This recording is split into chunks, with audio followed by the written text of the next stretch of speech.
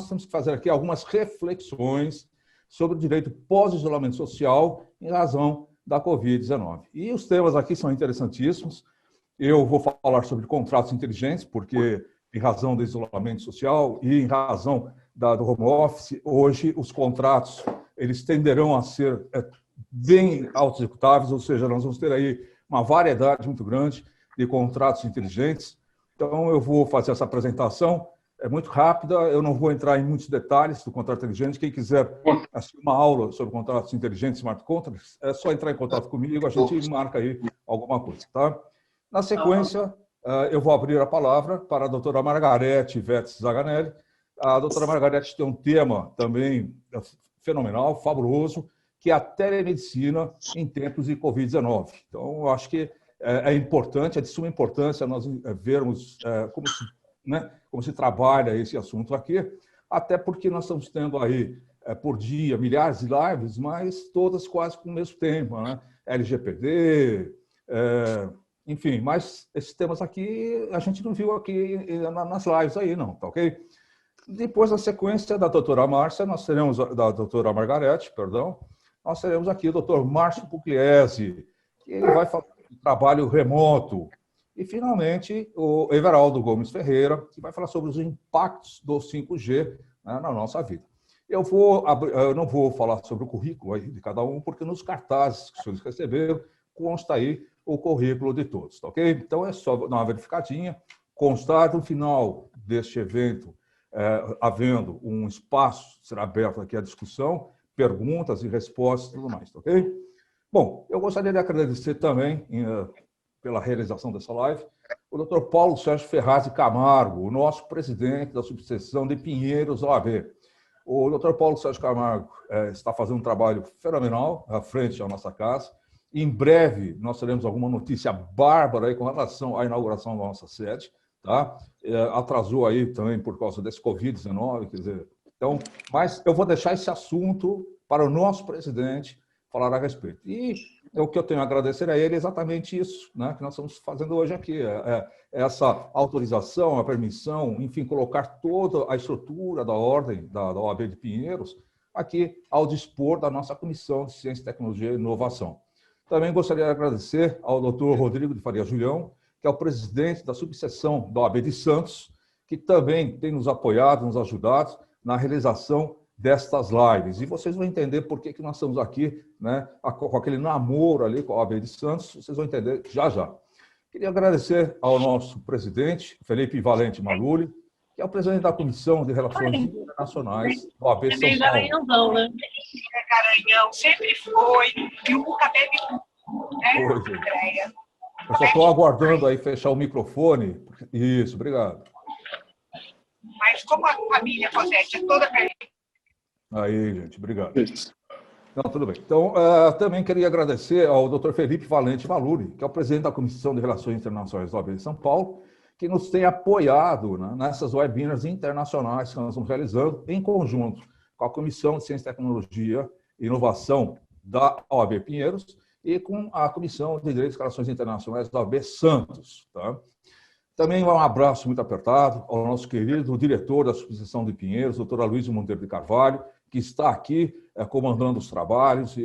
Então, sem a ajuda do doutor Aloysio, a coisa também não iria para frente. Ao doutor Rafael de Souza Lira, que é o presidente da Comissão de Cultura e Eventos da subseção de Pinheiros da OAB São Paulo, e ao doutor Richard Geraldo Dias Oliveira, que é o presidente da Comissão de Direito e Relações Internacionais da OAB Santos, e também membro efetivo da nossa Comissão de Ciência, Tecnologia e Inovação aqui da OAB de Pinheiros.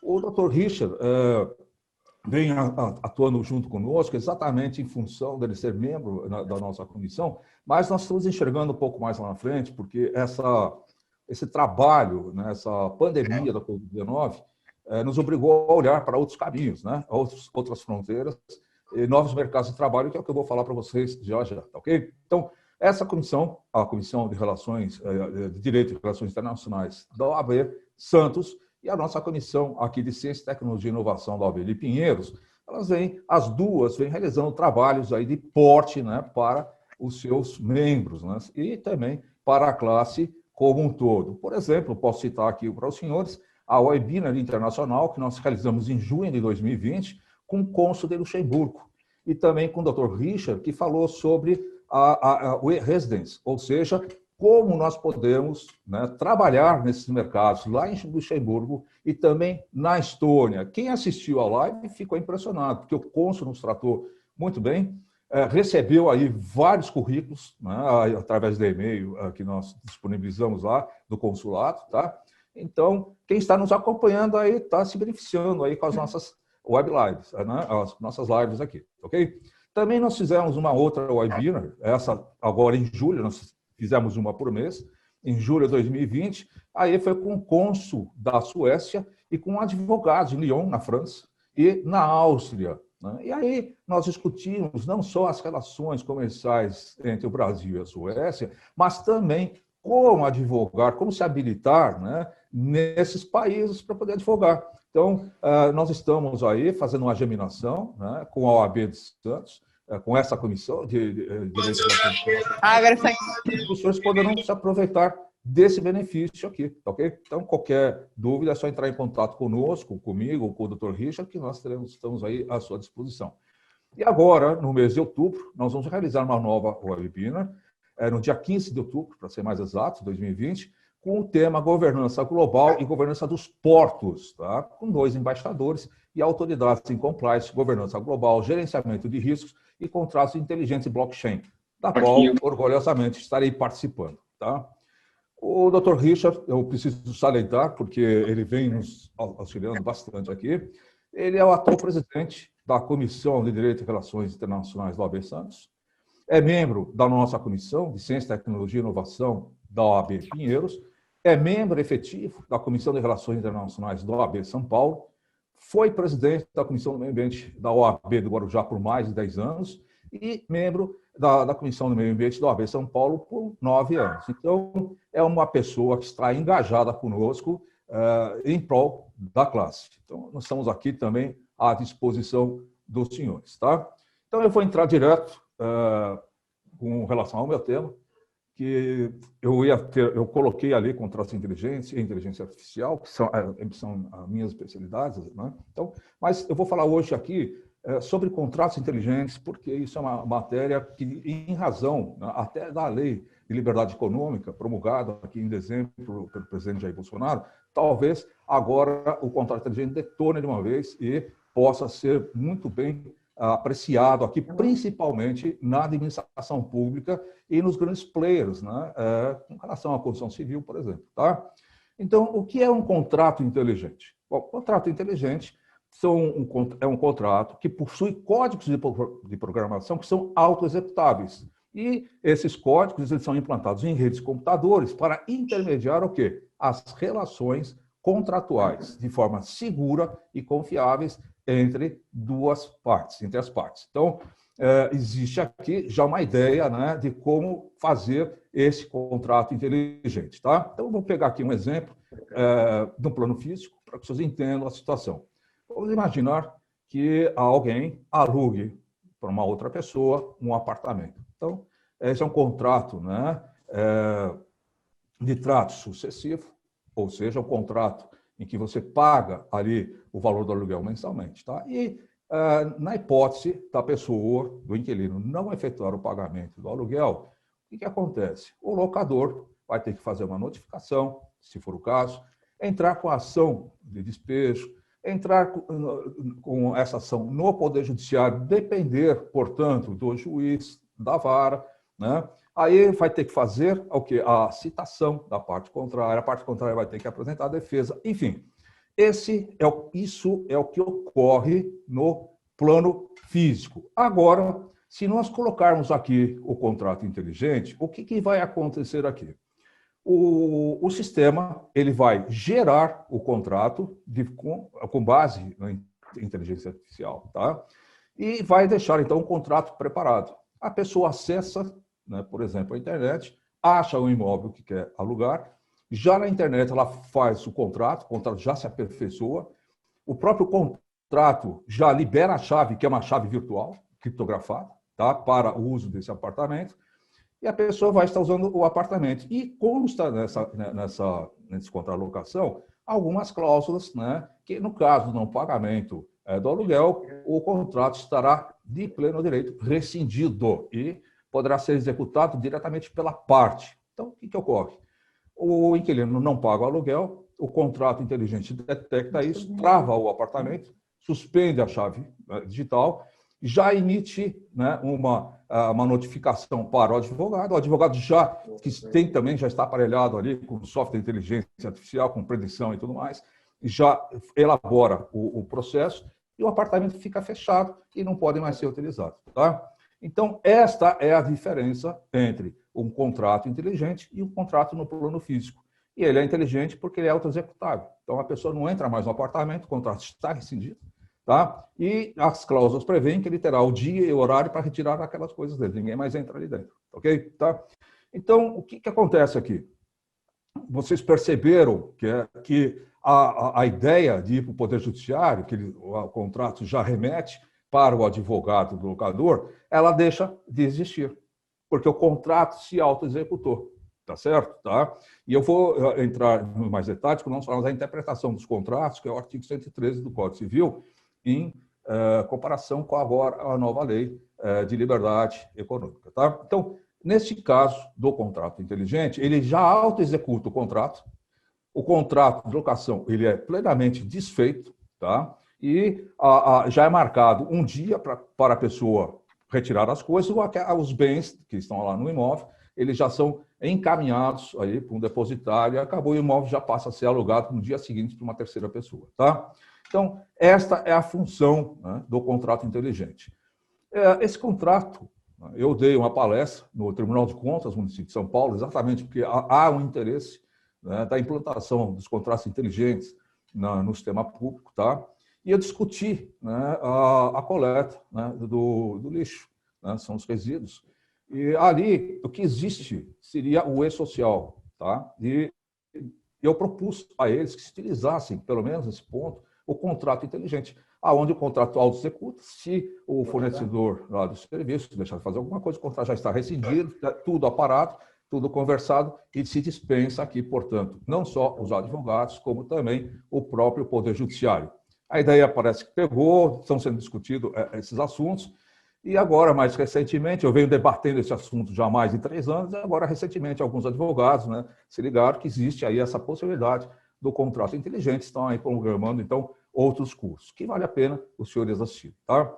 Mas, com relação ao contrato inteligente, só leva a notar que existem 2 questões de peso que nós temos que formular aqui. Tá? Primeiro, considerando a atual evolução tecnológica, a pergunta seria o seguinte: é possível a utilização de contratos inteligentes, né, autoexecutáveis, que incorporem cláusulas contratuais ao hardware e ao software de forma segura, sem a interferência de terceiros confiáveis e com uma redução de custo fabulosa? Essa é a primeira questão. Tá? Ou seja, se há possibilidade de nós colocarmos aqui a elaborar um contrato, né, que ele seja totalmente eletrônico e seja totalmente autoexecutável, dispensando-se os terceiros confiáveis. Tá? Quando eu falo terceiro confiável, eu estou me referindo à dispensa do juiz, estou me referindo à dispensa dos advogados, tá? E provavelmente à dispensa também dos possíveis mediadores. Tá? Então, eu estou colocando aqui já um direito teórico, ok? E a segunda colocação, que é a mais importante, é por que só agora, né, que está tendo essa ideia de contratos inteligentes? Por que isso vem ocorrendo nesse momento? Bom, para que nós possamos encaminhar o assunto, a ideia da utilização de contratos inteligentes autoexecutáveis e sem a intervenção de terceiros negócios jurídicos remonta a 1990. Então, não é uma coisa nova, é uma coisa antiga, e esse conceito, o conceito do contrato inteligente, ele foi desenvolvido pelo jurista especializado em contratos, cientista da computação e criptógrafo Nick Szabo. Ou seja, a ideia do contrato autoexecutável nasceu de um jurista. Tá? Então, esse jurista, a especialidade dele é exatamente o contrato, e a preocupação dele, ou seja, a base do conceito da existência do contrato inteligente, seria um protocolo, né, de forma computadorizada que execute automaticamente os termos daquele contrato com eficiência e confidencialidade, ou seja, são aqueles 3 requisitos exigidos para a computação, tá? E os objetivos aqui seriam o quê? Com essa implantação do contrato inteligente. Primeiro, eliminar o terceiro confiável, que seria aqui, seria nesse caso, os intermediários, os advogados, juízes e tudo mais, tá? Segundo, evitar as fraudes, porque o contrato inteligente permite exatamente isso, evitar todas as fraudes. E terceiro, evitar os custos das transações. Então, você imagina, né, o custo de um processo judicial e sem esse processo judicial, né, a realização, a execução de um contrato inteligente com e sem a utilização do Poder Judiciário. Tá? E nós teremos lá na frente um problema que nós vamos ver aqui com relação ao contrato inteligente, que é o monopólio, né, da jurisdição. Tá? Muito bem. A segunda pergunta, né, diz respeito, né, se esse contrato, né, estaria lá, se o conceito foi desenvolvido lá em 1990, né, por que esse contrato não foi implementado até hoje? Bom, aqui existem alguns problemas de ordem técnica, tá? Por quê? Quando esse contrato, esse conceito foi desenvolvido, é necessário que nele seja utilizado uma forma de uma moeda criptográfica, tá? Que gere a relação de confiança e elimine o terceiro. Em 2005, o próprio Nick Szabo desenvolveu uma moeda criptografada chamada BitGold. E esta foi a primeira moeda criptografada existente no mundo. O problema é que essa moeda ela tinha um problema de 2 fases. Ela não conseguia fazer com que a compra operasse e eliminasse, por exemplo, o resto do saldo daquela compra. Não, ele repetia sempre a compra. Esse problema foi resolvido somente em 2008, né, quando surgiu, então, aquele conceito, né, do Bitcoin, né, que seria ali aquele conceito do Satoshi Nakamoto, né, como é que pode ser feito isso, como é que esse defeito dessa moeda do BitGold poderia ser resolvido. E em 2008 foi resolvido esse problema, e aí surgiu a Bitcoin. E a Bitcoin, né, tem por base o blockchain, que é a cadeia, né, de bits, bytes, a cadeia confiável, que seria, na verdade, um caderno, né, contábil altamente eficiente. Tá? Mas, mesmo assim, ainda existe a possibilidade de como você utilizar, como você desenvolver, como elaborar o contrato inteligente. Foi quando, em 2016, surgiu uma outra plataforma derivada já do blockchain, que é o Ethereum. Tá? E o Ethereum, então, permite que você elabore os contratos. O Ethereum usa uma moeda própria, chamada Ether, tá? E ele permite que você elabore esses contratos. E cada vez que você acessa esse contrato nesta plataforma, ele registra tudo o que é feito, né, durante esse contrato, tá ok? Então, está aí a ideia, mais ou menos, do que seria o contrato inteligente. O contrato inteligente, ele prescinde, obviamente, de 2 partes para ele ser elaborado. Uma é o próprio advogado. Por quê? Porque o advogado conhece, né, os conceitos éticos, a interpretação dos contratos e tudo mais. E o outro, você precisaria de um agente de TI para transformar aquela cláusula em código de máquina, tá ok? Então, nós vamos ver agora, né, esses contratos aqui inteligentes, tá? Então, no contrato tradicional, né, as partes definem as regras ali e penalidades para o cumprimento ou descumprimento da obrigação, né? Na hipótese de descumprimento dessas obrigações, a parte lesada vai procurar aí um advogado, um conciliador, um mediador, o Poder Judiciário para poder resolver a questão, tá? Com relação ao contrato inteligente, as partes também definem essas regras e também definem as penalidades para o cumprimento e descumprimento das obrigações. Só que as partes, de comum acordo, estipulam que as obrigações assumidas naquele contrato serão executadas automaticamente sem a participação de terceiros confiáveis. Então, está aqui o grande diferencial entre o contrato no plano físico e o contrato, né, no plano virtual. E a pergunta que vai surgir aqui, mas nós temos aqui alguns problemas. Nós temos o problema da interpretação dos contratos, da manifestação de vontades, que a manifestação de vontade é o núcleo, é a essência, né, do contrato, previsto aí no artigo 421, 422 do Código Civil. Tá? Então, nós temos aqui algumas ponderações críticas, né? E essas ponderações têm que ser levadas em considerações porque os contratos inteligentes, eles existem, eles estão aí e eles serão implementados mais cedo ou mais tarde. Então, como nós sabemos que o direito só atua depois que o fato ocorreu, está na hora de nós fazermos com que o direito atue antes do fato ocorrer, tá? De forma que os senhores estejam preparados para a utilização, né, dos contratos inteligentes e para também auxiliar, né, junto aos seus clientes, né, com relação a esses contratos inteligentes. Então, o contrato ele só é inteligente, ele só é denominado de contrato inteligente porque eles são auto-executáveis, ou seja, eles promovem a pronta execução das consequências acordadas pelas partes.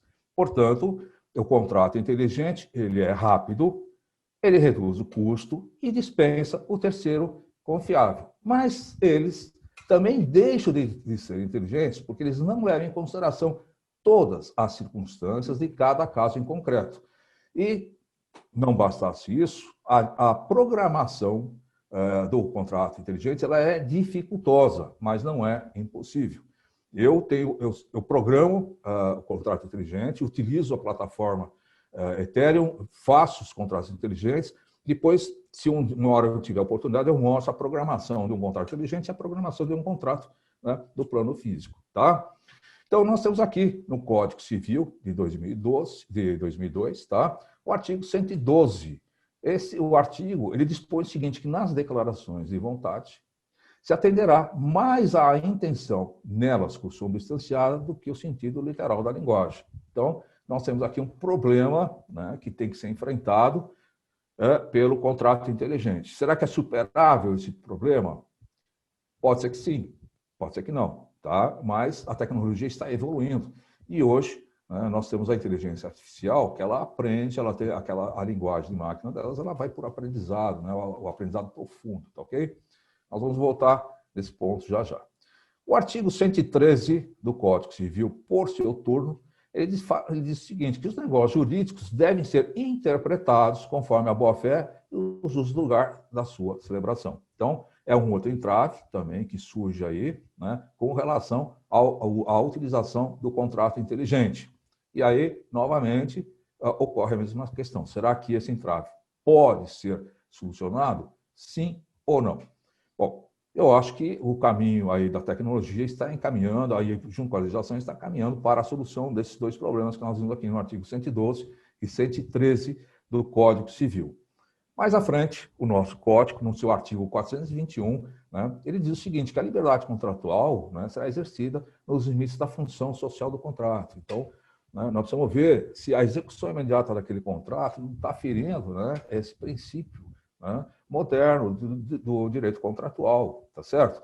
Precisamos verificar isso. Será que a resolução das partes, né, porque houve uma minimização, né, da cláusula pacta sunt servanda com relação ao novo princípio da onerosidade excessiva, será que a gente pode, né, entrar naquele meio e estabelecer o contrato, né, inteligente? Também é um ponto que será discutido agora, já estão sendo discutidos, aliás, esses pontos aqui. Finalmente, o artigo 422 do Código Civil diz que os contratantes são obrigados a guardar, assim na conclusão do contrato, como em sua execução, os princípios da probidade e boa-fé. Em outras palavras, esse artigo tem que ser interpretado que esses princípios têm que ser utilizados antes, durante e depois, né, da execução do contrato, conforme até dispõe aí os enunciados, né, do Conselho de Justiça Federal, ok? Então, nós temos esses problemas que nós vamos ter que enfrentar, e esses problemas já estão sendo enfrentados, né? Existem advogados, engenheiros trabalhando com relação a isso, e os senhores não podem perder essa oportunidade, vocês têm que participar para poder entender o que tem que ser feito, ok? Tá? Então, agora surgiu a Lei da Liberdade Econômica, que é a Lei 13.874, de 2019, que modificou, né, aquelas cláusulas que eu acabei de citar. Por exemplo, ela introduziu o parágrafo 2º, entre outros, né, no artigo 113 do Código Civil, que determina o seguinte: as partes poderão livremente pactuar regras de interpretação. Pronto. Está aberto, portanto, o caminho para a utilização do contrato inteligente. Então, vamos continuar, né, lendo esse artigo. tá? As partes poderão livremente pactuar as regras de interpretação, de preenchimento de lacunas e de integração dos negócios jurídicos diversos daquelas previstas em lei.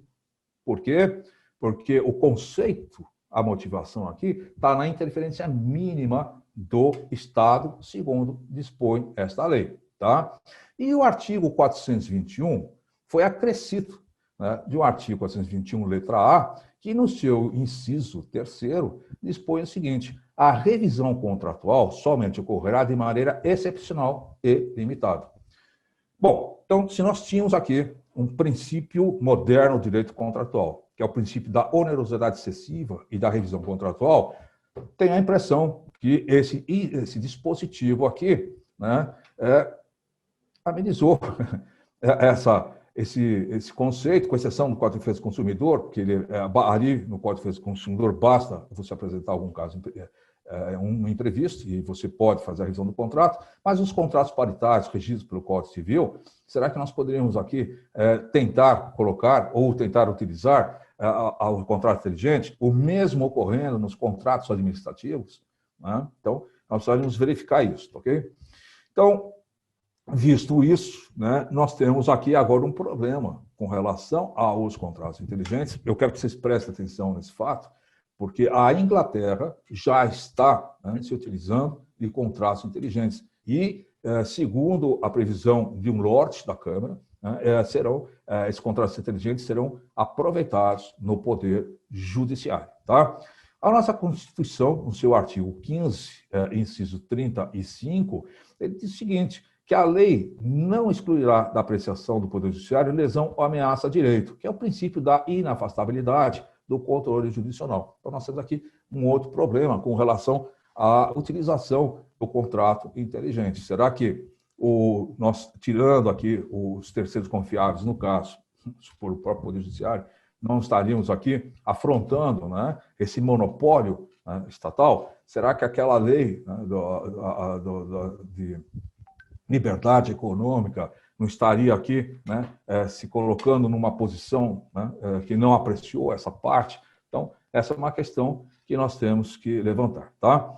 Então, só sumarizando, já ir para o meu final, tá? O que nós temos que ver agora são só as vantagens e as desvantagens do contrato inteligente. Tá? Primeira coisa, vou falar para vocês sobre as vantagens. Primeiro, o contrato inteligente, ele é confiável. Por quê? Porque ele usa em toda a sua cadeia de criptografia. Tá? Segundo, ele é confiável porque ele dispensa a intervenção de terceiros, que podem até ser parciais em determinados casos. Tá? Terceiro, o contrato inteligente, ele prima pela velocidade. Como não há existência física, ele resolve tudo de imediato. Quarto, o contrato inteligente, ele é eficiente, né, sem procedimentos manuais. Quinto, né, não há alteração. O contrato inteligente não pode ser alterado, né, sem qualquer permissão. Então, isso é um ponto que remete ao primeiro ponto, que é a da confiança, e do terceiro, confiável. Tá? E, por fim, o contrato inteligente, como vantagem, né, ele tem o seu recurso, porque ele gera backups automaticamente e está em toda a cadeia, né, do blockchain, se for o caso ali, se você encontra toda a tramitação daquele contrato inteligente. E as desvantagens do contrato inteligente? Primeiro, o contrato inteligente utiliza-se de códigos. Né? Código, você vai elaborar o contrato inteligente na plataforma Ethereum, não é isso? E você precisa que alguém escreva aquele código. O código não é escrito por máquinas, o código é escrito por humanos. Portanto, o código pode conter erros. Esse é um problema sério. Tá? A legalidade. Tá? Não existe ainda uma regulamentação com relação à utilização dos contratos inteligentes, mas tudo indica que isso será discutido agora nos próximos 2 anos. Tá? Terceiro, a terceira desvantagem são os codificadores. Tá? A pessoa que for elaborar o contrato inteligente, ele tem que ter um alto grau de experiência, em TI. Caso contrário, né, ele não vai saber o que está fazendo. Segundo, para a elaboração do contrato inteligente, ao lado, né, da pessoa que vai escrever o código, vai codificar ali o sistema, é necessária a presença de um advogado, também com alto grau de especialização, em como escrever os contratos em atenção a todos os princípios, né, do direito contratual. Tá? E o terceiro ponto é o ponto da TI. Tá? Você tem que adequar aqueles contratos inteligentes, junto com aqueles outros dois, que é o codificador e o advogado, a determinados casos em concreto. Então, a sua elaboração pode se tornar um pouco dificultosa no início. Tá? Então, isso resume o quê? Num custo elevado. Tá? E, por fim, a especificidade, ou seja, os contratos inteligentes devem ser específicos a determinados negócios. Então, eu poderia elaborar aqui um contrato inteligente, por exemplo, para a coleta de lixo ou para a construção de uma obra, né, a pública. Tá? Mas, se eu começar a usar o contrato inteligente de uma forma indiscriminada, obviamente, esse contrato terá ajuda a determinados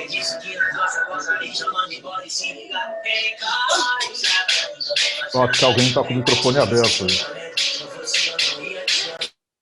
Obrigado. Bom, agora o que vai ser discutido, o que será, né? Quais são assim objetos, quais serão os objetos que serão discutidos, né, nos próximos 2 anos. Primeiro, as atividades comerciais, tá? Então, os contratos inteligentes, com certeza, eles serão aplicados no financiamento, nas cartas de crédito e etc. Então, automaticamente, praticamente, os contratos inteligentes já estão abarcando esse mercado. Também se discute a utilização de contratos inteligentes nas redes de fornecimento e distribuição de mercadorias perecíveis e produtos duráveis. A Amazon, por exemplo, ela utiliza de inteligência artificial e um pouco de tudo ali também já tem o contrato inteligente. Já no seu, bem no início, ela já está se utilizando desses contratos inteligentes em determinados casos. Tá? Por exemplo, na compra e venda, daquela de um clique, por exemplo, o contrato ali, praticamente, ele se auto-executa. Tá? Outra coisa que pode ser utilizado, né, o planejamento futuro, o contrato inteligente, é o controle de pagamento trabalhista, né, com total transparência. Tá? A internet das coisas vai se utilizar muito de contrato inteligente. Tá? A administração pública, com contratos de fornecimento, lixo, transportes, etc. E também a utilização de contratos inteligentes pelos seguros. Tá, ok? Então, eu acho que eu falei um pouco rápido demais para os senhores, tá? Mas é que eu estou com uma outra preocupação, que é o tempo, porque nós temos aqui 4 expositores. Eu gostaria que todos eles falassem dentro do seu tempo, que pudessem transmitir realmente o conteúdo necessário para os senhores. Tá? Então, essa é a minha única preocupação. E tá aí, gente, tá aí, essa é a minha ideia com relação aos contratos inteligentes. E, ao final, aí, fica aberto aí esse tema para vocês fazerem qualquer pergunta, tá ok? Eu já vou passar a palavra, se for o caso, ou se quiserem fazer pergunta agora, não sei, consulto aí a doutora Margarete, se é possível, ou abrir 5 minutos aí ou não. Sim, professor, doutor, fique à vontade, como o senhor achar melhor. Então, os senhores têm aí 5 minutos para fazer as suas questões, indagações, tá? E no final a gente abre o tempo para todo mundo. Se não houver indagação, já passamos diretamente para a doutora Margarete. Boa noite. Boa noite a todos. Eu gostaria de, inicialmente, de agradecer a honra e a oportunidade de participar deste evento, reflexões sobre o direito pós-isolamento social em razão da Covid-19, realização da 93ª subseção da OAB de São Paulo, Pinheiros, na pessoa do Dr. Paulo Sérgio Fagundes Ferraz de Camargo. Também agradecer o coordenador da Comissão de Ciência e Tecnologia e Inovação da subseção de Pinheiros, Dr. Vitor Hugo Freitas, que fez excelente palestra agora. Tema muito instigante dos contratos inteligentes. Gostaria ainda de mencionar o apoio da Comissão de Cultura e Eventos de Pinheiros da OAB de São Paulo, na pessoa do Dr. Rafael de Souza Lira, que é um palestrante dessa noite. Cumprimentar o nosso presidente da Comissão de Relações Internacionais da OAB de São Paulo, Dr. Felipe Valente Maluli, e também um querido amigo da Comissão de Direito e Relações Internacionais da subseção de Santos, da OAB de São Paulo. Temos interagido, né, desde que eu ingressei na comissão, o Dr. Richard Geraldo Dias de Oliveira, entusiastas desses eventos promovidos pela OAB de São Paulo. Meu muito obrigado.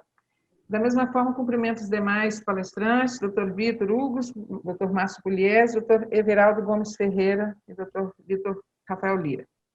Bem, nós vamos abordar um tema relacionado à saúde, a telemedicina em tempos de pandemia da Covid-19. O desenvolvimento técnico-científico nas últimas décadas representou transformações relevantes em diversos campos da sociedade. E as inovações tecnológicas foram capazes de impactar diretamente a área da saúde.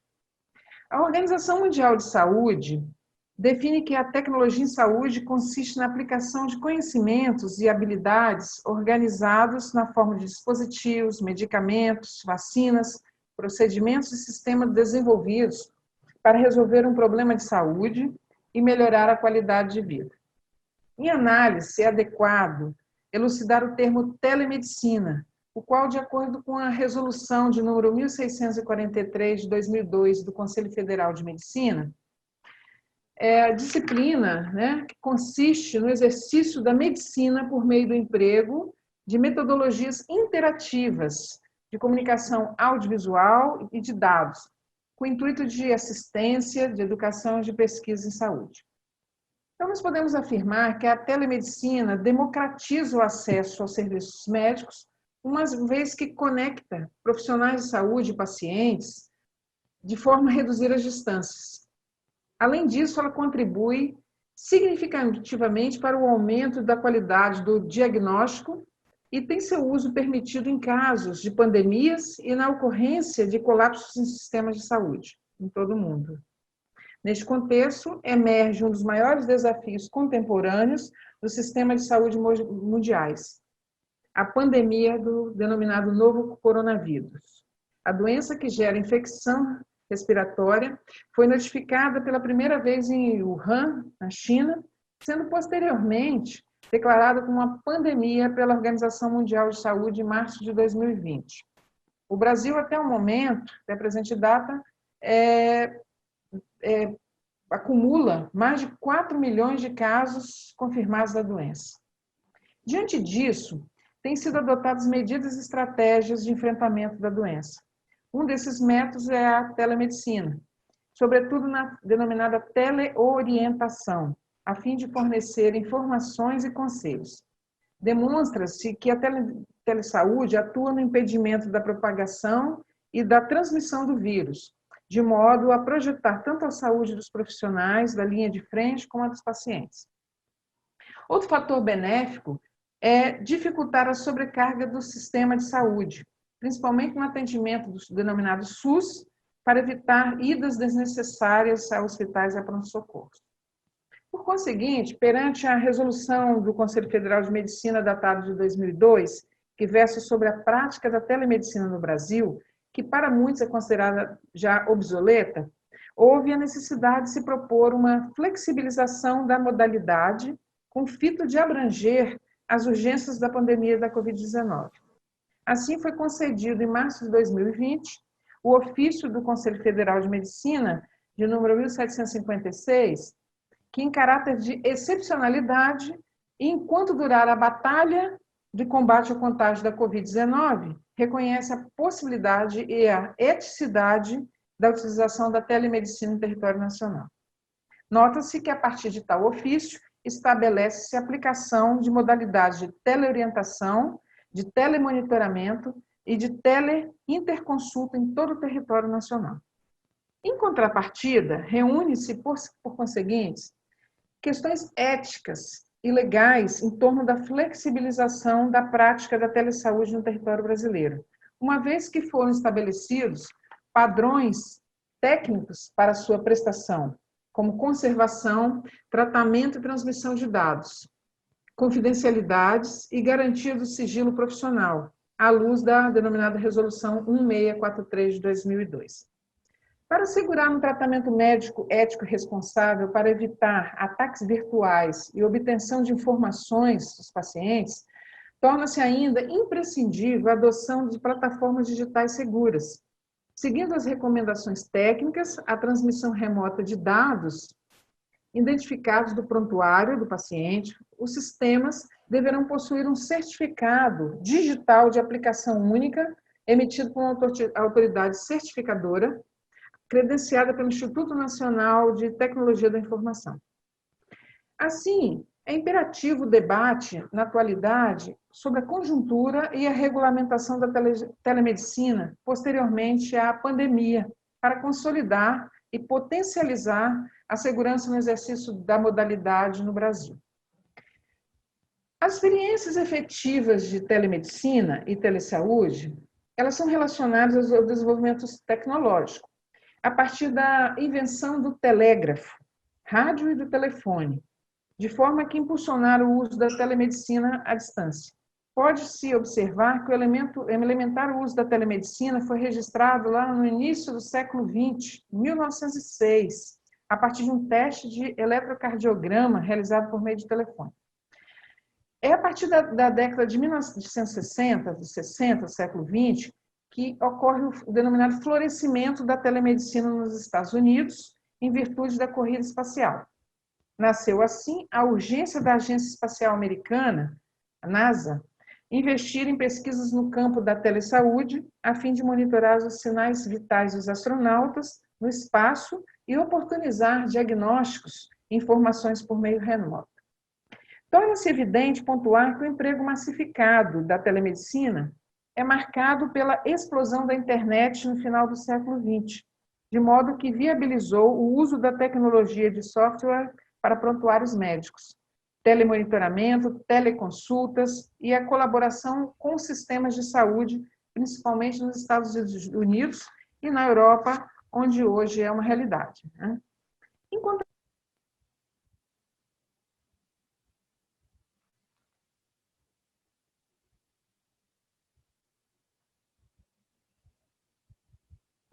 Travou. Eu acho que caiu a ligação. Vamos à internet. Vamos dar uns 2 minutos. Se ela não voltar, eu passo a palavra para o Dr. Márcio e depois a doutora Margarete retorna. Vamos aguardar só um pouquinho. Olha lá, porque sumiu, inclusive, a imagem dela aqui. Acho que ela está tentando reconectar. É.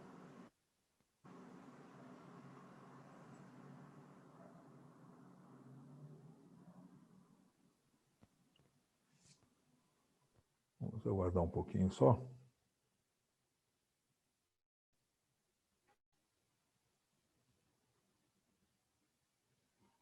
remota do Brasil, Isso aí, voltou. Início do século XXI, ocorre um progresso no setor de saúde. Em 2002, da Associação Brasileira de Telemedicina e Telesaúde. Outro acontecimento importante ocorreu em 2005, com a entrada da telemedicina no programa Institutos do Milênio, em que se verificou uma iniciativa do Ministério da Ciência e da Tecnologia financiar a pesquisa científica e desenvolvimento tecnológico. Foi a concepção, no ano de 2006, da Rede Universitária de Telemedicina, a sigla RUT, de iniciativa do Ministério da Ciência e da Tecnologia, apoiado pelo FINEP, e por uma... Além disso, leva os dados armazenados dos hospitais universitários do país a profissionais de saúde que se localizam em cidades distantes, através do compartilhamento de dados, consultas e médica. A RUT, ela dispõe de unidades em operação em todo o território nacional. Bem, as mudanças normativas que ocorreram no Brasil acerca da telemedicina em razão da denominada pandemia. O Conselho Federal de Medicina cabe disciplinar o exercício profissional, obviamente, médica no país. Assim, a primeira norma reguladora referente à telemedicina no Brasil surge com a resolução do Conselho Federal de Medicina de 2002, a qual caracteriza e define as modalidades de telesaúde e as suas de serviço. O Conselho Médico, no momento atual, impede, deste modo, estabelece o artigo que o exercício da telemedicina deve-se apenas com o objetivo de assistência, educação e pesquisa em saúde. Por conseguinte, é autorizada a prática da videoconferência somente como auxílio, de modo que exige a presença Fica-se, evidentemente, que a normativa situa-se obsoleta.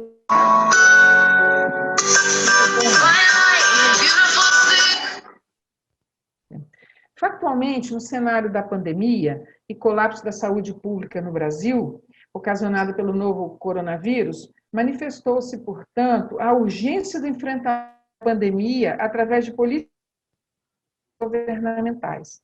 O número 13.979, que dispõe providências que poderão ser praticadas para o enfrentamento da emergência de saúde pública de importância internacional decorrente do coronavírus, previstas no artigo 3º da mencionada lei.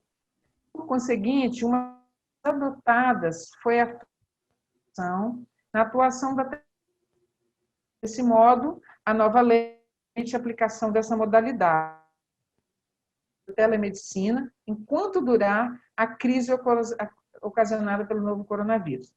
Assim, o atendimento médico pode acontecer neste período sem que haja exigência de proximidade física suficiente. A portaria 167, que versa as ações da telemedicina para operacionalizar as diligências em virtude da epidemia de Covid-19, dispõe, na publicação do Diário Oficial da União, que as ações de telemedicina de inteira-distância podem contemplar o atendimento pré-clínico, de consulta, monitoramento e diagnóstico, por meio de comunicação, no âmbito do Sistema Único de Saúde, bem como na saúde suplementar e privada. Aqui é importante frisar que a expansão da telemedicina valerá apenas durante a pandemia do novo coronavírus. Após a regulação das atividades médicas por meio da disciplinada por lei. Bem, constata um aumento acelerado de indivíduos infectados.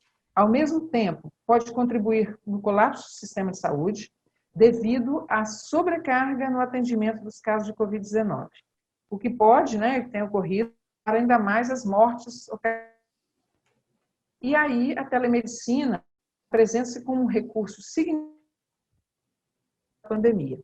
O escopo amplo e a flexibilidade das denominadas tecnologias digitais, ajustando-se às necessidades em saúde de cada contexto social, proporcionam soluções inovadoras de prestação de serviço de saúde. A telemedicina, por médico, em áreas de vulnerabilidade social, como SAS Brasil, que exerce consultas médicas em regiões muito carentes pelo país de forma remota. Desta forma, evita-se que os pacientes se desloquem até a unidade de saúde sem necessidade. Então, nessa medida, é notório que o uso das funcionalidades é devido como um recurso fundamental e de conhecimento médico, de modo a representar um agente eficaz no combate do novo coronavírus. E qual o cenário, para concluir, qual o cenário pós-pandemia? O que se apresenta em termos de medicina no cenário pós-pandemia? A telesaúde, no período anterior à pandemia do novo coronavírus, corrente. Assim como afirma a pesquisa da Global Telemedicine Digital Health em 2020, foi realizada essa pesquisa pela Associação Paulista de Medicina, com 258 médicos brasileiros, de 50 estados do Brasil. Cerca de 65%, 65%, aqueles que participaram, informaram que utilizam aplicativos de mensagem, já utilizavam, para interagir com seus pacientes, fora das clínicas e dos hospitais. A telemedicina na pandemia, no enfrentamento da crise da saúde pública, de forma que potencializou as abrangências do escopo da modalidade médica no território brasileiro. E assim, tendo sido regulamentado de modo emergencial no início deste ano, em razão da pandemia, já foi frisada de cunho temporal emergencial. O cerne pandemia é de que maneira ela será tratada após o período da pandemia, que exige, portanto, uma nova regulamentação compatível com a realidade tecnológica. Vale frisar que, no ano passado, uma nova portaria regulamentando a denominada teleconsulta. Então, urge salientar que, com a flexibilização da telemedicina, manifestou-se no Brasil um novo modo de saúde, com a implementação do telemonitoramento, de teleatendimento, de teleconferências. De fato, a evolução digital torna a telemedicina uma metodologia irreversível que demanda, assim, um empenho conjunto das instituições, da classe médica e da União na construção da telesaúde de forma democrática, em concordância com a ética médica e a Constituição do Brasil. Portanto, a prática da telemedicina, posterior à pandemia do novo coronavírus, exige um amplo debate sobre o tema, com o intuito de implementar adequadamente os serviços remotos de saúde. Deve-se, pois, garantir a relação médico-paciente, bem como a segunda presencial. Dicas, em conclusão, a elaboração de um texto normativo, além de carecer de uma atualizada resolução do Conselho Federal de Medicina, com o intento de não retroceder os direitos conquistados durante a pandemia de 19. Muito obrigada. Eu que agradeço, doutora Margarete, parabéns. Eu gostaria que a senhora disponibilizasse, por gentileza, se for possível, o seu e-mail, né, o e-mail institucional, para que as pessoas possam entrar em contato, eliminar dúvidas, né? Sim, sim. Se tiver alguém aqui interessado também em desenvolver alguma coisa, já está aí o e-mail. Pode ser? Pode. É só falar aqui que... Já vou mencionar aqui no chat, tá bem? Olha lá, está aí no chat aí, pessoal. Obrigada. Bom, antes de eu passar a palavra para o Dr. Márcio... Aqui, olha, está aqui. Muito bom mesmo. Antes de eu passar a palavra para o Dr. Márcio Pugliese, que vai falar sobre trabalho remoto, eu queria fazer uma retificação, né, na minha argumentação. Eu disse que a Amazon utiliza contrato inteligente. Na verdade, não é a Amazon que utiliza o contrato inteligente. É o Arcade City, que é uma plataforma que conecta clientes e motoristas de maneira direta, sem a utilização de intermediários, reduzindo assim o valor, né, do transporte. A Golem é uma outra empresa que aluga computadores, né, na internet para que você possa utilizar esses computadores, toda aquela potência, capacidade computacional dos computadores. E aí é feito também, essa alocação é feita por contratos inteligentes.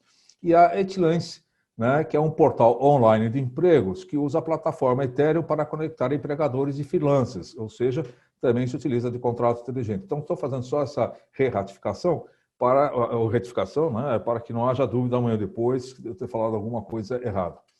Eu vou passar já a palavra.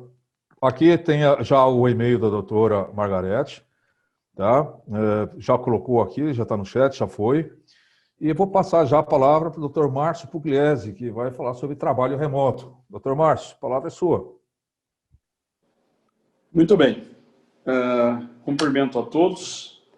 Faço a louvação de quem deve ser louvado, no espírito da música popular, incluindo alguns nomes que são absolutamente inevitáveis, não é? O presidente da subseção de Pinheiros, nosso querido amigo Richard Geraldo, lá da OAB Santos, da Comissão de Direito Internacional, o Vitor Hugo Freitas, que depois dessa excelente palestra, e bem assim também, a doutora Margarete Zaganelli, né? Apreciei muito o que foi dito, aprendi, e aos demais componentes, doutor Everaldo Gomes Ferreira, doutor Rafael Souza Lira, para que, e todos os demais que necessitam ser reconhecidos pela sua atividade em prol da boa informação, cumprimento a todos, e passo imediatamente a falar sobre o meu tema. Eu evitarei, dentro do possível, citar diplomas legais de qualquer origem, porque as pessoas ficam ligando, sabe? É uma coisa impressionante, porque cai o sinal. não é? Eu quero falar de uma maneira bastante vasta e bastante intensa, exatamente porque eu tenho observado de todos os modos possíveis que o crescimento geral da população mundial, não é? Sem que haja uma infraestrutura adequada para que todos possam sobreviver de maneira condigna, leva certamente à proliferação de morbosidades de todos os tipos, face à falta de tratamento de esgotos, da coleta adequada e do processamento adequado do lixo, da produção mais que necessária de vamos dizer assim, substitutos da energia do petróleo. E devo observar que todo mundo pensa assim, nossa, agora com os carros elétricos nós teremos uma redução da poluição pelo gás carbônico emitido e demais elementos gasosos, não é? A atmosfera vai ficar melhor, a biota vai poder funcionar de uma maneira mais eficaz. Eu quero só observar que se nós produzíssemos os carros elétricos necessários para a efetivação do transporte, não é? Nós teríamos certamente a necessidade de triplicar a produção de energia elétrica em todo o mundo, não é? Se pensar só na Califórnia, nós teríamos lá, se todos os carros lá elétricos fossem substitutos dos carros a gasolina e demais combustíveis de origem orgânica, nós teríamos com certeza a necessidade de instalar ali usinas nucleares para poder dar assistência elétrica a todos os veículos. Quer dizer, então, na verdade, nós repensamos a forma de transporte, queremos modais realmente eficientes, pensemos em nova posição para que as pessoas possam ter acesso a tudo aquilo que lhes é necessário para a sobrevida, ou nós teremos fatalmente um aumento geral da, vamos dizer assim, possibilidade de formação de pandemias, de pestes, de mortes por tensões decorrentes do estresse diário de locomoção nas grandes cidades. Quando eu falo nisso, imediatamente aparece uma nova possibilidade. Observem, no período da pandemia, todos nós trabalhamos de forma remota por algum tempo. Gozamos de uma certa maneira vamos dizer assim, do conforto dos nossos lares, né? Da possibilidade de permanecer mais próximos da família, embora isso por vezes seja também patógeno, não é isso? Um convívio aturado é extremamente complicado, até porque o amor também enseja o despertar de alguns excessos. E isso faz com que as pessoas fiquem mais chatas, mais tinhosas, mais complicadas, causando inclusive estresses psicológicos relevantes. Mas, de todo modo, os escritórios economizaram energia elétrica, economizaram faxina, as pessoas economizaram combustível ficando em casa, não é? As escolas, em particular, economizaram uma quantidade fantástica de água, luz, né? Energia, de modo geral, segurança, porque se reduziu a necessidade do corpo de segurança, assistência. Tiveram, então, um aumento de lucratividade com efeito com as teleaulas, digamos assim. E essa ideia de teletrabalho nos leva a pensar, de alguma maneira, que, com o tempo, as grandes metrópoles, as grandes concentrações urbanas, poderão ser substituídas por constituição de ecovilas, para dar um nome, em que as pessoas vivam com qualidade, possam trabalhar de uma maneira satisfatória e integrada por recursos de multimídia. A multimídia, na verdade, acaba sendo, de uma certa maneira, o futuro do jornalismo, da TV, dos meios gerais de comunicação, de todas as mídias informativas. E eu quero falar de uma coisa muito curiosa sobre a qualidade das nossas existências, precisamente pela qualidade das pautas jornalísticas. Se os senhores prestarem atenção, as pautas jornalísticas, em geral, são extremamente cansativas e rebarbativas, porque todos os canais de TV, por exemplo, os canais abertos em particular, falam de uma série de desgraças localizadas, fazendo com que nós olhemos para a sociedade civil como um todo, como um lugar de tensões, perigos, ameaça, e isso sobe o nosso nível de estresse, né? E eu costumo dizer que se nós lançássemos fluoxetina na caixa d'água das grandes cidades, talvez tivéssemos uma conduta um pouco menos piorada de todos os integrantes dessas grandes concentrações urbanas. O teletrabalho permitirá, de alguma maneira, a desagregação desses grandes conglomerados de edifícios, fazendo com que possamos trabalhar à distância. Precisamos melhorar a qualidade das redes de transmissão, a qualidade dos aparelhos de recepção e emissão e, principalmente, o adestramento das pessoas, não é? Para que todos possam, de alguma maneira, ter acesso ao trabalho. Eu costumo sempre reforçar que a questão do trabalho, não é? Que não por acaso advém de tripalium, né? Aquela famosa tortura com os 3 paus colocados entre as pernas, né? E torcidos. É um tripalho, é uma tortura, não é uma coisa agradável, não se realiza a obra da pessoa, em geral, em seu meio de trabalho. Muito poucos têm essa felicidade de conseguirem se realizar através daquele labor que lhes mantém a sobrevivência, não é? A maior parte vende o tempo da sua vida aos patrões, de uma maneira, aos seus clientes, de uma maneira extremamente onerosa para si mesmo, né? Com desgaste psicológico, mental e físico extremamente grande. Não por acaso a diabetes, que é uma moléstia, a diabetes 2 em particular, que é uma moléstia típica desse e agora quase são os 3 tristes tigres, né? Entristecimento das pessoas. As pessoas tenebrizam as suas vidas por efeito de trabalhar em coisas que são absolutamente detestáveis para elas. E isso compõe o quadro de fundo da vida da maior parte da população que está ainda na esfera da empregabilidade. Aquelas pessoas que estão alijadas desse processo, e eu estimo pelas estatísticas que tenho visto em revistas e jornais, que seja por volta de 3 bilhões de pessoas, nos quase 8 bilhões de pessoas hoje existentes no mundo, e que em 2050 tenderão, se não houver novos surtos pandêmicos, epidêmicos, guerras e destruições localizadas, a atingir 10 bilhões de pessoas. Observem, com o machine learning, com o uso da internet das coisas, né, a IoT, com vamos dizer assim, a proliferação de soluções que eliminam tarefas repetitivas, robótica, controle numérico, inteligência artificial, estes postos de trabalho tenderão a diminuir de uma maneira extremamente radical. Então, veja que aparece, de repente, nesse quadro, a necessidade quase impossível de sopitar, de se criar uma estrutura de lazer cada vez maior, fazendo com que as pessoas tenham um tempo maior para si mesmas, reduzindo as jornadas de trabalho, né?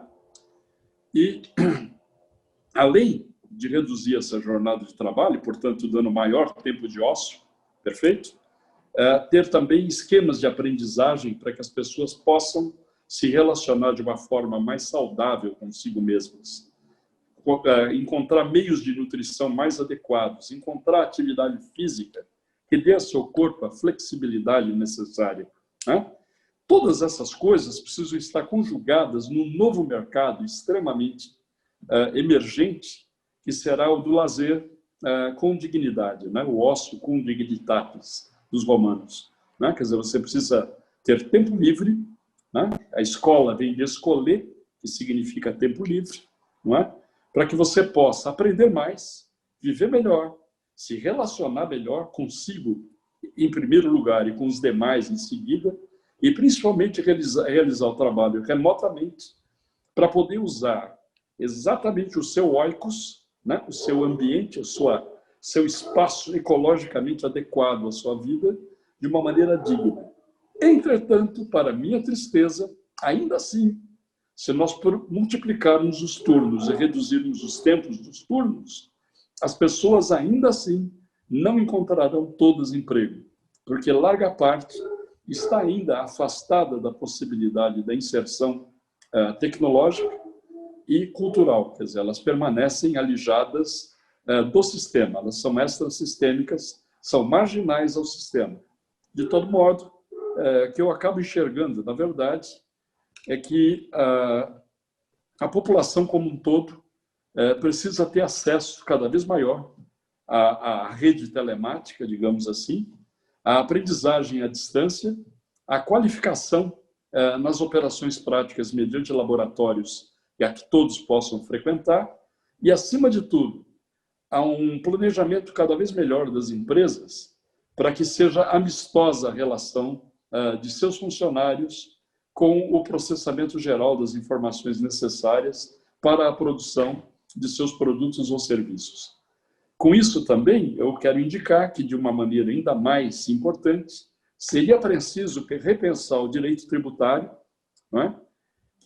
Que, embora pareça extremamente bem desenvolvido, eu diria que o SPED no Brasil dá um controle de notas fiscais e transações de uma maneira muito clara, bem assim o SIS/Bacen, que se integrassem esses sistemas, nós teríamos uma sociedade de controle cada vez mais absoluto, não é? Essa nossa sociedade não é apenas uma sociedade científica, né, de ciência, mas é também, principalmente, uma sociedade de controle.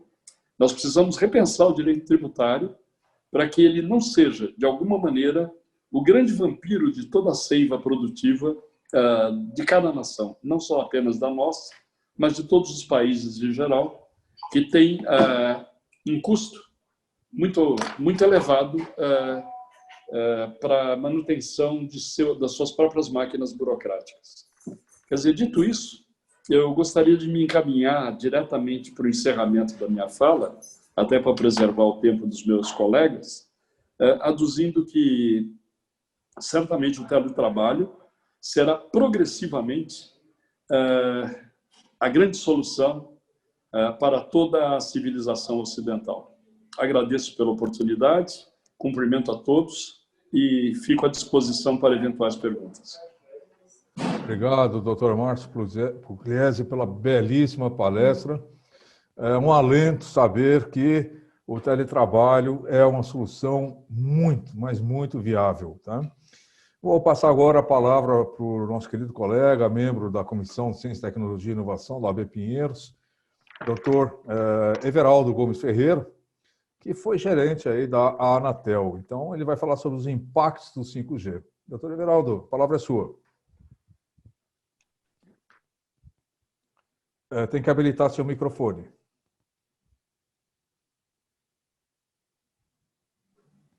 Aí. Opa, desculpa.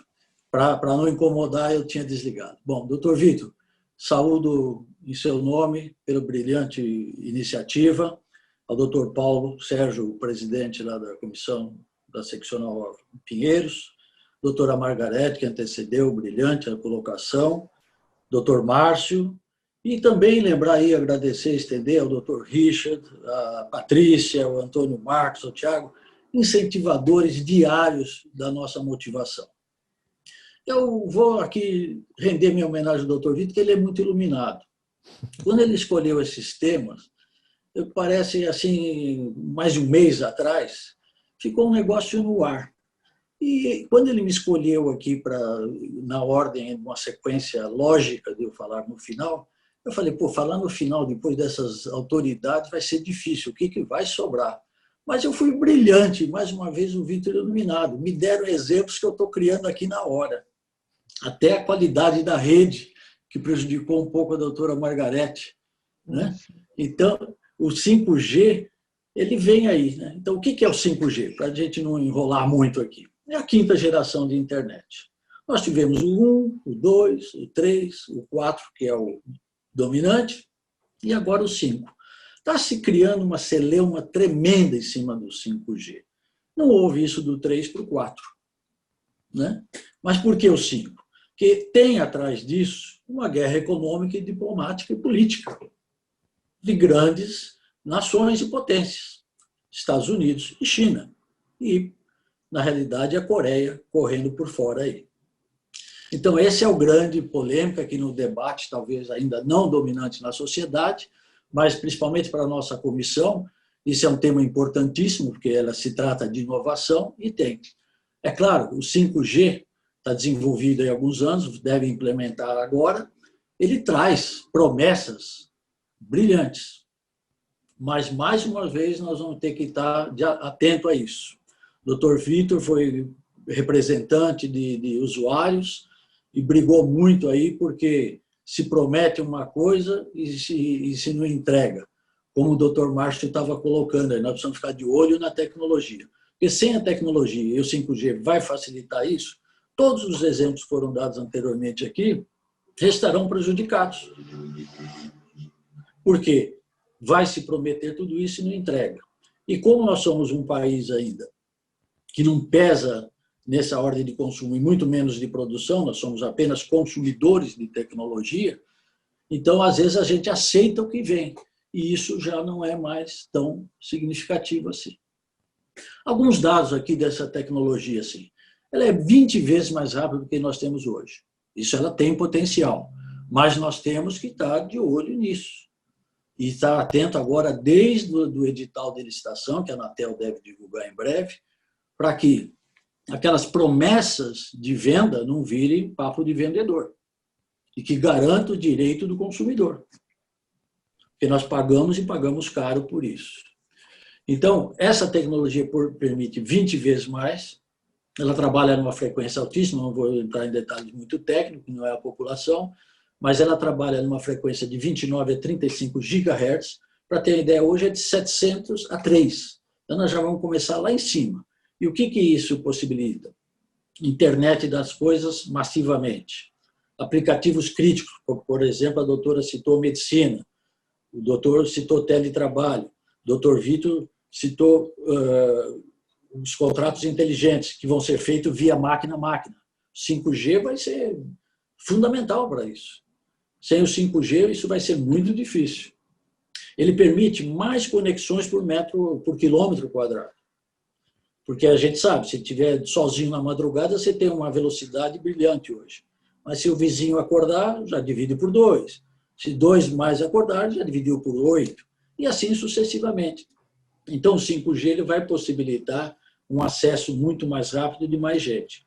Mais distante, né, vai atingir aí, no caso de telemedicina, os setores, a gente cita muito Amazonas, etc., lá no interior do Paraná, mas nós temos aqui em São Paulo também, Vale do Ribeira, Osasco.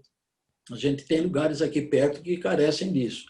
E ele tem menor tempo de resposta. Tem um detalhe importantíssimo, que ele consome menos energia. Isso faz com que, ou fará com que as operadoras baixem o custo. Esse é outro ponto interessantíssimo que nós temos que ficar atentos, porque são as promessas e o potencial que depois passa batido, né? Porque a gente nunca viu reduzir conta em nada, só aumenta. Principalmente, como o doutor Márcio citou aí, a carga tributária. Em telecomunicações hoje, gira em torno de 47%. Por isso que nós pagamos telefonia, internet e tudo mais caro no mundo. Metade é imposto.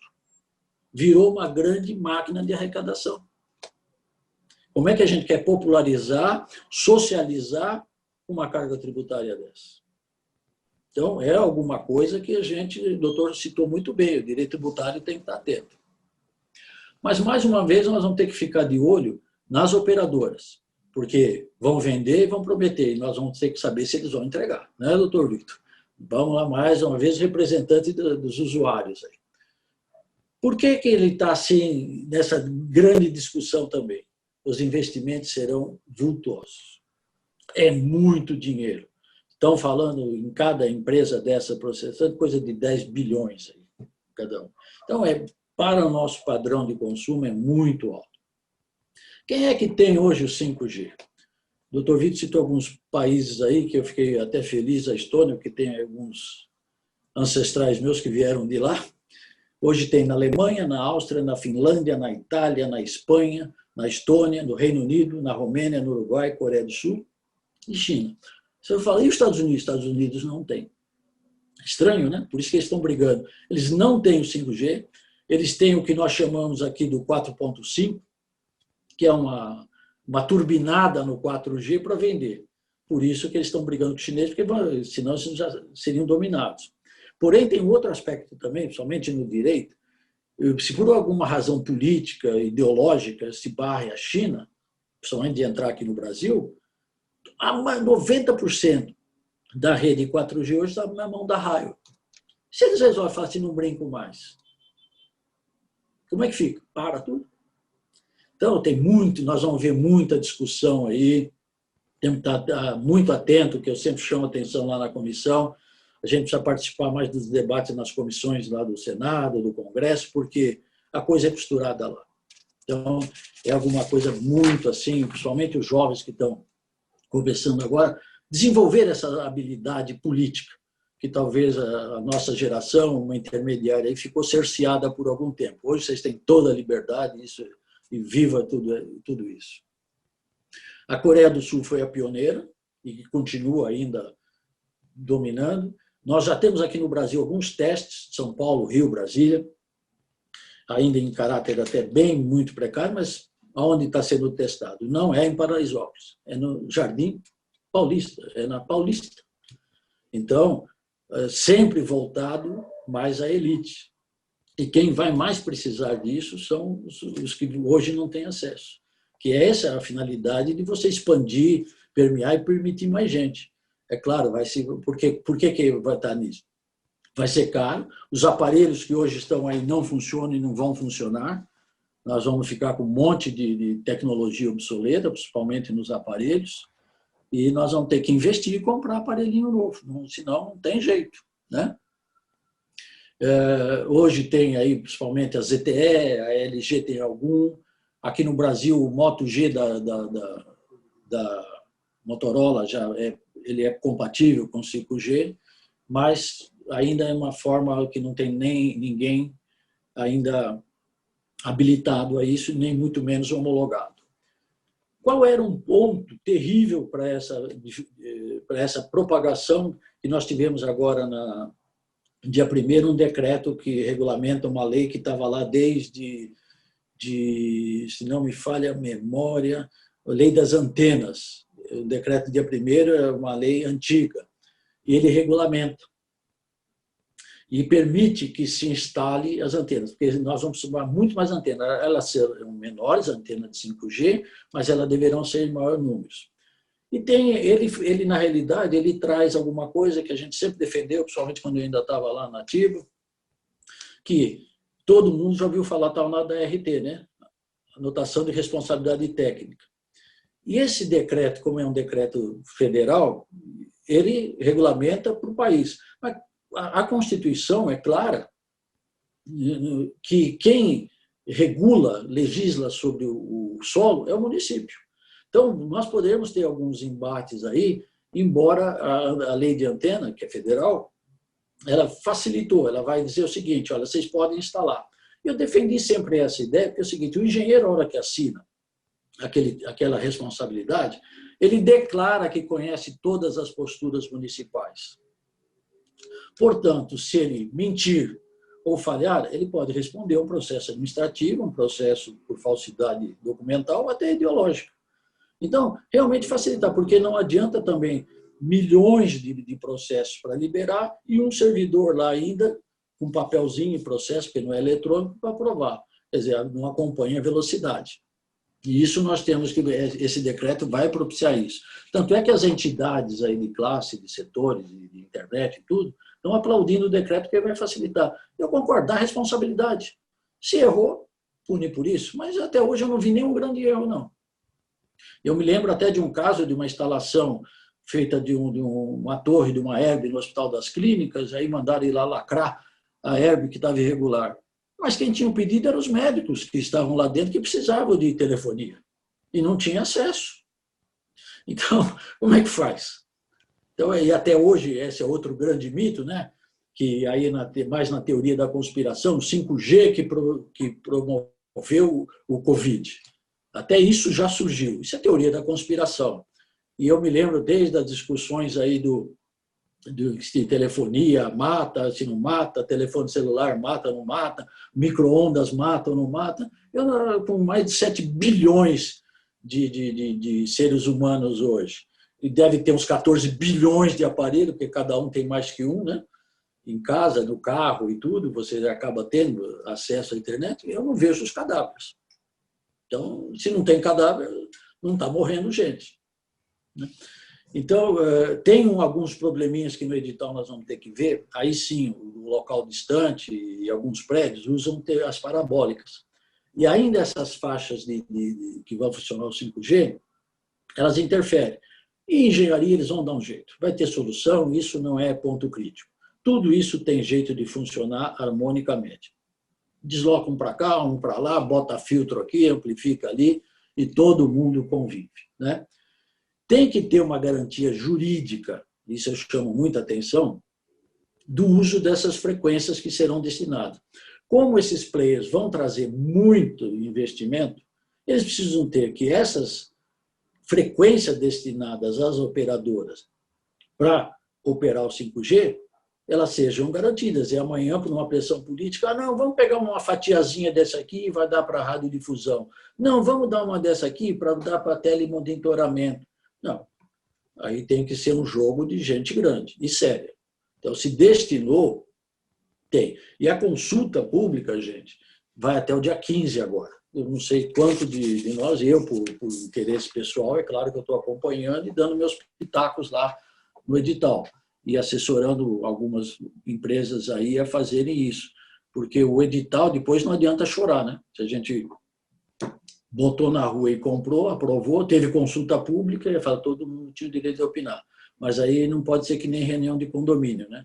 Ninguém vai, mas depois reclama. Então, que momento é esse? O momento é da consulta pública. Tá? O que ele tem assim de nos preocuparmos no edital? Se ele vai atender a LGPD. Porque uma das coisas que se combate o chinês é que diz que nós vamos estar na mão do partido chinês. Aí eu digo, olha, nós vamos estar na mão de quem? Do partido chinês, do partido do americano, republicano, conservador, na mão de quem? Na mão de alguém nós vamos estar. E essa discussão ocorreu lá atrás. Eu não vou contar muito coisa do passado, senão vocês vão desconfiar que eu sou velho. Eu não sou, não. Estou meio acabado, mas não sou velho, não. E quando se trouxe a tecnologia de comutação da Ericsson, que também está no 5G, e deve investir alguns bilhões aí, quando trouxe a tecnologia de computação chamada AXE, que também tinha, nós vamos ficar na mão dos suecos, agora o finlandês é que vai dominar aquele negócio todo. Uma ideia brilhante do general Alencastro na época, queremos sistemas abertos. Pronto, ovo de Colombo. Se nós pedirmos nisso, no edital, que não está sistemas abertos, tecnologia aberta, para que a gente não seja uma caixa preta, essa é uma grande solução. Então, aí não vai estar. Quanto rastreabilidade, sigilo,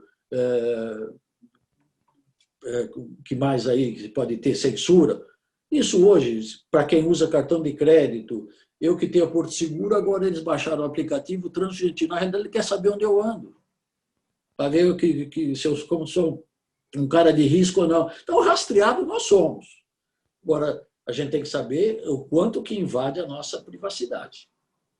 Aí sim. E eu saber que aquele aplicativo ele está me monitorando. Então, tem que ser um jogo claro, aberto, para que a gente não tenha. Isso não vai ter.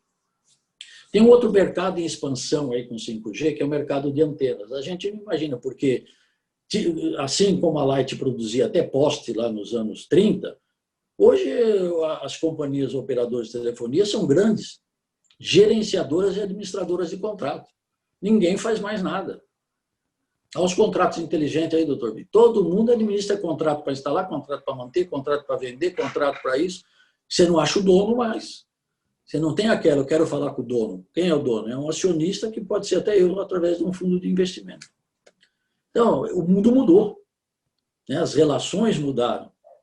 E isso aí a gente tem que, não adianta voltar às discussões lá.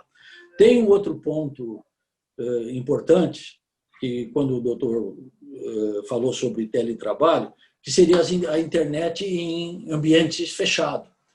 Isso, a tendência da Anatel não está regulamentada, mas é liberar. Eu boto um sinalzinho, uma anteninha lá fora e repito aqui dentro. Não interferir em ninguém, equipamento é homologado, vamos facilitar a vida. Então, isso também a gente está dando uma insistida para que o edital contemple isso. pequenos provedores. Porque, claro, os grandes provedores querem os grandes centros de maior consumo. E quem que quer ir lá para Vinhedo, na minha terra? Nem é que quer ir para Itabaú. Não tem. Então, nós temos que facilitar aquele que quer lá. E eu estava vendo uma discussão hoje que a Anatel vai regulamentar aquele negócio como seria assim, a última milha, nas grandes comunidades, porque ninguém quer fazer manutenção lá, entregar serviço lá. Então, deixa para que eles se organizem e eles acabam criando a empresa lá. Alguém entra com sinal num ponto e ele reproduz lá dentro, né? Então, isso tem. Um aspecto importantíssimo que vai dar muita briga, nós já tivemos essa discussão lá na comissão, doutor Vitor, somente o problema de neutralidade de rede. As grandes, hoje tem as grandes redes. Quem quiser entrar vai ter que pagar. Estão discutindo outra vez a neutralidade de rede. Vai deixar para quem dizer quem entra e quem não entra. E quem investiu, vai deixar entrar? Eu construo a avenida, aí você vai passar de graça? Então, muita coisa vai ter discussão no aspecto jurídico aí. Os entrantes, os dominantes. Então, agora tem um aspecto bastante interessante que eu vou me valer agora dos exemplos que vocês falaram antes. Aplicações que serão incrementadas pelo 5G. Alguém já falou aí em inteligência artificial. Vai ser riquíssimo. E sem ela, realmente, nós temos uma inteligência artificial, mas uma inteligência que precisa tomar fósforo. Ela é meio lenta. Então, nós vamos ter que ter carros autônomos, o doutor também citou, coleta de lixo seletiva, para ter aplicativos e fazer isso. Telemedicina, que a doutora brilhantemente colocou também. E aqui eu me fez lembrar uma coisa assim, que velho sempre tem uma historinha para contar. Eu tive um debate, quando a senhora falou lá nos anos, foi em 1990 e alguma coisa. Eu já participei de um debate com o doutor Raul Kutaiti, né, que deve estar ainda na ativa, eu discutindo telecomunicações e ele medicina. E ele citou um exemplo que eu me marco e vale até hoje, que ele estava numa passagem de Réveillon no Guarujá, lá na terra do Richard, e ele presenciou um acidente de moto. E, constrangido ali com aquela situação, fim de ano, ele acabou socorrendo e levando o rapaz para o pronto-socorro.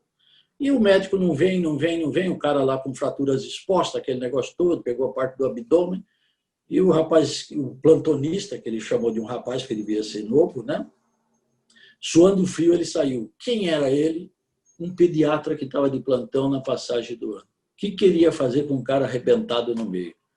Deus quis que o doutor Raul estivesse lá, mais experiente. Aí ele citou, se tivesse a telemedicina, ele já consultaria alguém o que fazer, o que eu faço nessa situação. Porque aprender, ele aprendeu. Costurar, ele sabe costurar. Só não sabe no momento. Então, isso realmente até vem. Terão pontos contraditórios? Terão. O erro médico, né, doutora? Porque se já tem até no presencial, imagine a distância. Ah, eu me enganei, cruzou a linha, isso não existe. Mas então eu dei o diagnóstico errado. Então nós temos que tomar muito cuidado e estar atento a isso, a parte dos erros médicos, né? E tem também, aí um exemplo que eu dou, porque eu tenho dentro de casa, não é só médico que está atendendo, não. Minha filha é psicoterapeuta, 100% dos pacientes dela, na pandemia, aderiram à teleconsulta. Ela está fazendo terapia hoje tudo pela internet. E os pacientes... 2 minutos, estou no finalzinho. Sinalização de trânsito, nós podemos ter através da internet das coisas, mudança de hábito no comércio, né? Tudo isso aí nós temos que ter atento que vai mudar. E alguém já citou, atentos a tudo isso. Problema de rastreamento de dados é universal, consumos, cartão de crédito, telefone e tudo isso. Gente, eu teria para falar mais 1 hora, mas fica para a próxima. Muito obrigado. Parabéns, Everaldo, como sempre. Sempre antenado aí com relação às novidades, principalmente o impacto 5G. Quando o Everaldo disse que eu fui o representante aí do Conselho de Usuários, eu fui eleito, graças aos membros da nossa Comissão de Ciência e Tecnologia na época, e ao trabalho árduo de vários advogados, eu fui eleito presidente do Conselho de Usuários, né? Representando 5 estados pela ordem. Então, eu estava ali representando o estado do Rio de Janeiro, São Paulo, Minas Gerais e tudo mais. E, infelizmente, Everaldo não estava mais ali na Anatel.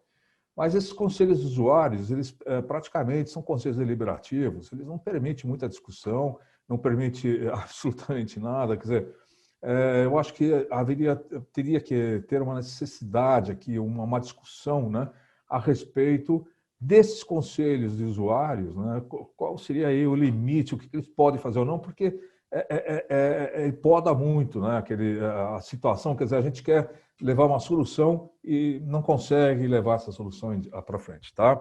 Mas, de qualquer forma, eu quero parabenizar aí a doutora Margarete, porque foi uma palestra excelente, o doutor Márcio Pugliese, o Everaldo, mas eu gostaria muito, muito de ter aqui duas palavras de duas pessoas, né, importantes para a nossa comissão e importantes para o trabalho de hoje. Primeiro, o doutor Aloísio, diretor da nossa OAB aqui de Pinheiros. Gostaria que ele desse aí uma palavra, eu acho importantíssimo ele vir aqui, estar presente, né? Por favor, doutor Aloísio. Então, a palavra é sua. Bom, boa noite, Vitor. Boa noite. Obrigado pela lembrança. Parabenizar você pelo evento, sensacional. É um tema, eu acho que esse tema de tecnologia para o direito chegou para ficar.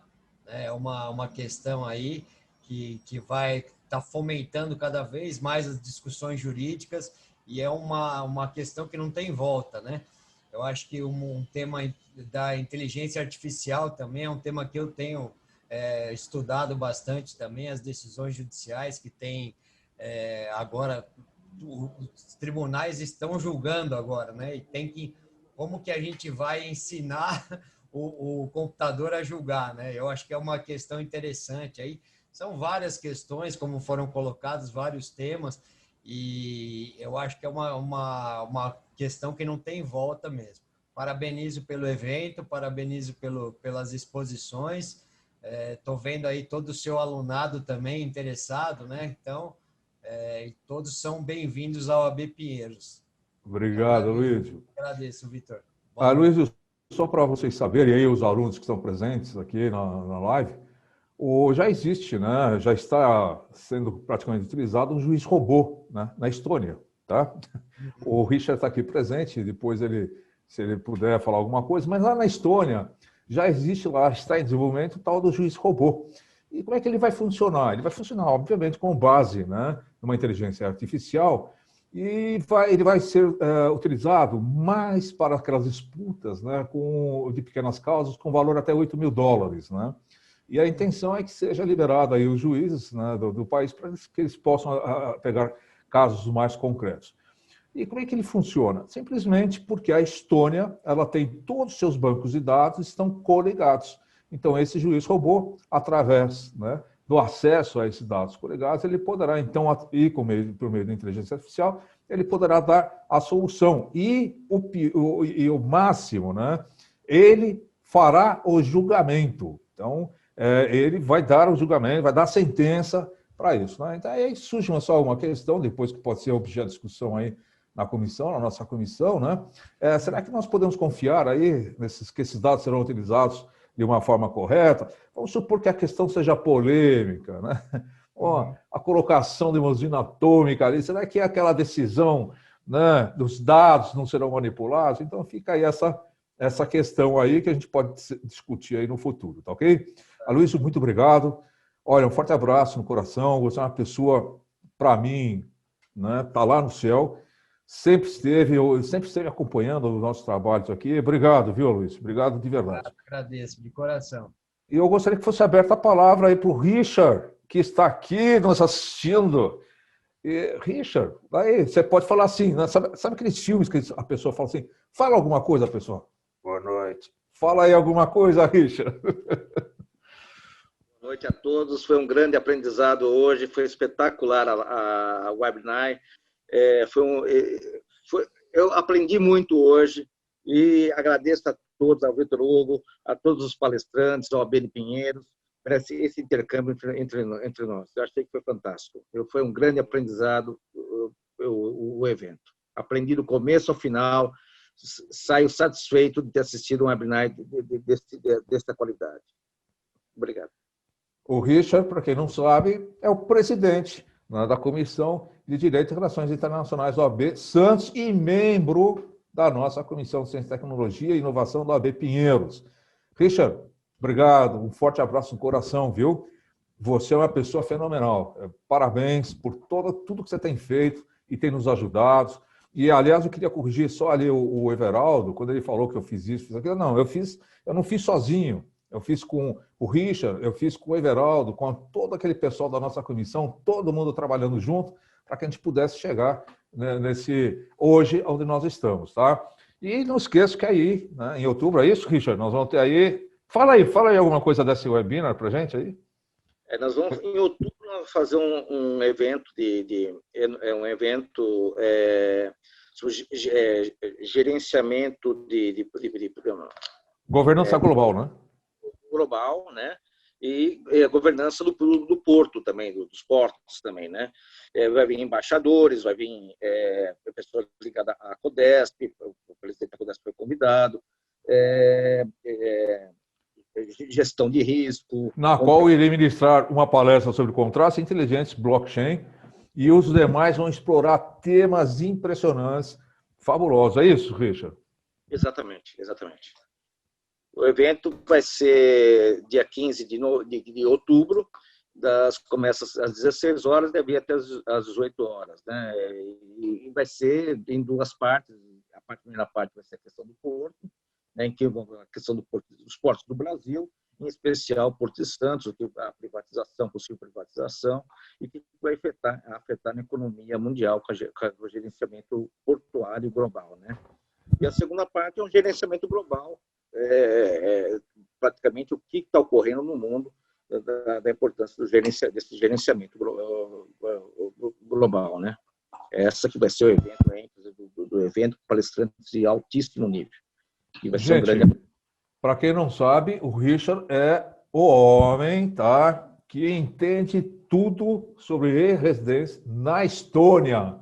Então, se vocês querem abrir uma empresa na Estônia, querem ter lá a sua carta, né, lá na Estônia, ser cidadão, o Richard é o homem aqui, é ele quem manja profundamente disso tudo aí. Depois, vocês podem enviar, né, Richard, para nós, para a nossa comissão, mandar um e-mail, se quiser dar uma assessoria, tudo mais, está aí à vontade, tá ok? Eu acho que é interessante esse ponto aí, tá? É isso, Richard? Exatamente. Então tá. Precisando, então aí. Gente, então é o seguinte, obrigado, viu, Richard? Aqui você está com a gente, nós estamos com vocês, aí está todo mundo junto.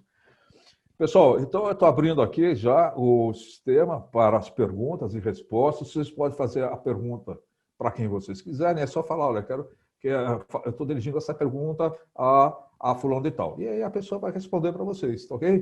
Tá? Então é só colocar a pergunta, eu não sei como é que é feito isso, acho que a Luísa pode nos explicar melhor, se faz através do microfone, através do chat, não sei.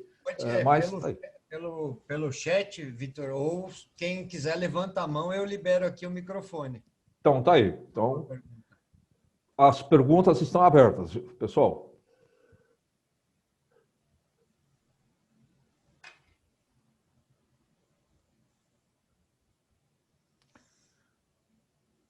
Eu acho que o pessoal está tímido hoje. Bom, vamos lá. Então, já que não tem perguntas, tá? Já que não há perguntas, nós temos aqui as reuniões, reuniões da Comissão de Ciência, Tecnologia e Inovação. Elas ocorrem uma vez por mês, tá? Quem quiser fazer parte da comissão, é só entrar em contato com a OAB Pinheiros. Aqueles que quiserem fazer parte, né, da Comissão de Relações Internacionais, é só falar com o Richard da OAB Santos, tá? E também mandar lá o e-mail aos cuidados da OAB, para a OAB de Santos, aos cuidados da Comissão de Relações Internacionais, tá ok? E aí nós estamos prontos aí para todas as dúvidas. Eu não sei, eu vou abrir a palavra 2 minutos para cada um dos expositores para que façam suas considerações finais. Doutora Margarete, por gentileza, as suas considerações finais. Precisa abrir seu microfone.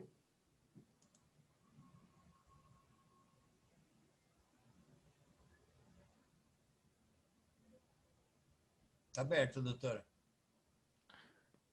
Está aberto, Margarete. Acho que ela não está conseguindo.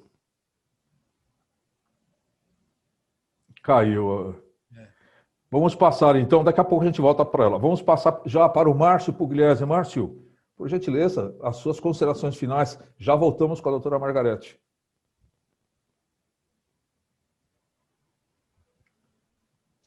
O Márcio não tá mais na sala, Vitor. Ah, saiu da sala. Ah, e voltou a doutora Margarete. Pronto, doutora. Suas considerações finais. Eu acho que é o som, não está funcionando ali. O microfone está liberado. Doutora, o microfone. Tá liberado, Vitor. Não, eu estou fazendo sinal para ela, para que ela utilize o microfone.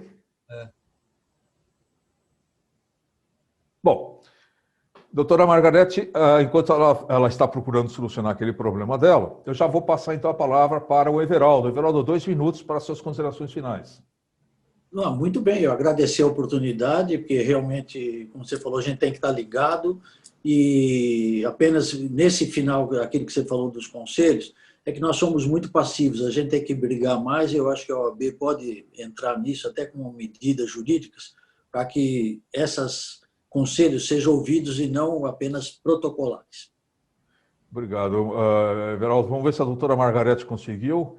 Doutora Margarete, conseguiu regularizar seu som?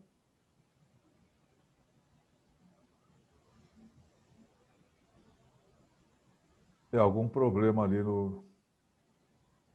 Por isso que o 5G tem que vir logo para garantir as conexões. Pois é.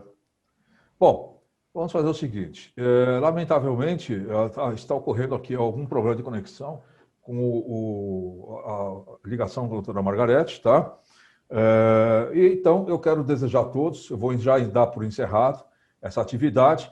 A doutora Margarete está convidada para uma nova palestra aqui na Comissão de Ciência, Tecnologia e Inovação da UAB Pinheiros. A casa é sua, doutora Margarete, fique à vontade para poder aproveitar tudo aqui. Se quiser marcar uma nova reunião, estamos aqui à vontade e à sua inteira disposição. Doutor Everaldo também faz parte da nossa comissão, como sempre, as suas colocações são pontuais, tá? E a doutora Márcio Pugliese, que também, as colocações dele sempre foram pontuais. Um forte abraço, doutor Márcio. E a todos vocês que estão aqui, ao doutor Richard, que participou aqui da reunião o tempo todo, ao doutor, deixa eu pegar aqui, tem mais nota, o doutor Rafael, o doutor Aloysio, o doutor Felipe Valente Maluli e o doutor Rodrigo de Farias Julião. Pronto, então, acho que falei o nome de todos, tá? Um grande abraço a vocês e até a próxima evento. Tchau, tchau, gente. Obrigado.